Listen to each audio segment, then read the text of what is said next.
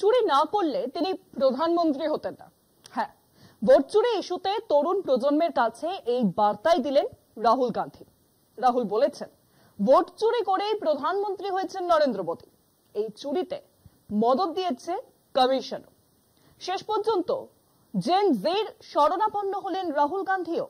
এদেশেও কি জেন জির আন্দোলন চাইছে রাহুল? চুরি আটকাতে দেশের যুব প্রজন্মকে চৌকিদারির দায়িত্ব দিচ্ছেন রাহুল।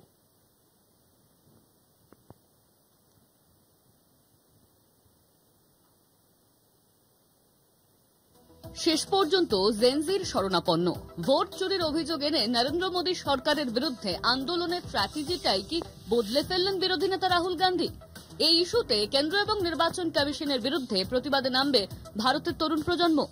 রাহুল গান্ধীর দাবি, ভোট চুরি করেই ক্ষমতায় এসেছেন নরেন্দ্র মোদী।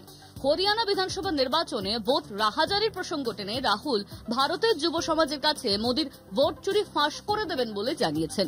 তাহলে কি শ্রীলঙ্কা, বাংলাদেশ, নেপালের ধাঁচে এদেশেও জেনজির আন্দোলন চাইছেন রাহুল? संविधान कहता है one man one vote. Haryana दिखाता है कि one man one vote Haryana में था ही नहीं। वन मैन मल्टीपल वोट था, ब्राजीलियन वुमन वोट था, एक दो बूथ में 200 लोग 200 फोटो हैं एक औरत की। तो और यही काम बिहार में ये करने जा रहे हैं। हिंदुस्तान के जेन जी जो हैं और युवा हैं, उनको हम क्लियरली दिखा देंगे कि नरेंद्र मोदी चुनाव चोरी करके प्रधानमंत्री बना है, बीजेपी चुनाव चोरी करती है। তরুণ প্রজন্মের কাছে রাহুল গান্ধীর বার্তা খুবই স্পষ্ট। আমাদের কাছে ভোট চুরির প্রচুর তথ্য আছে, আমরা আন্দোলন চালিয়ে যাব। ভারতের জেনজি ও যুব সমাজকে দেখাতে চাই ভোট চুরি করে প্রধানমন্ত্রী হয়েছেন নরেন্দ্র মোদী। বিজেপিও এই ভোট চুরিতে যুক্ত। আমরা বিষয়গুলি আরো স্পষ্ট করে দেব, কোনো সন্দেহের অবকাশ থাকবে না। দিন কয়েক আগে রাহুল গান্ধী ভোট চুরির এক গুরুতর অভিযোগে বলেছিলেন, এক ব্রাজিলীয় মডেলের ছবি ব্যবহার করে ভোটার তালিকায় 22 জনের নাম রয়েছে। রাহুলের অভিযোগের পরেও এখনো পর্যন্ত নির্বাচন কমিশন নীরব। কমিশনের এই নীরবতা নিয়ে প্রশ্ন তুলেছেন রাহুল গান্ধী।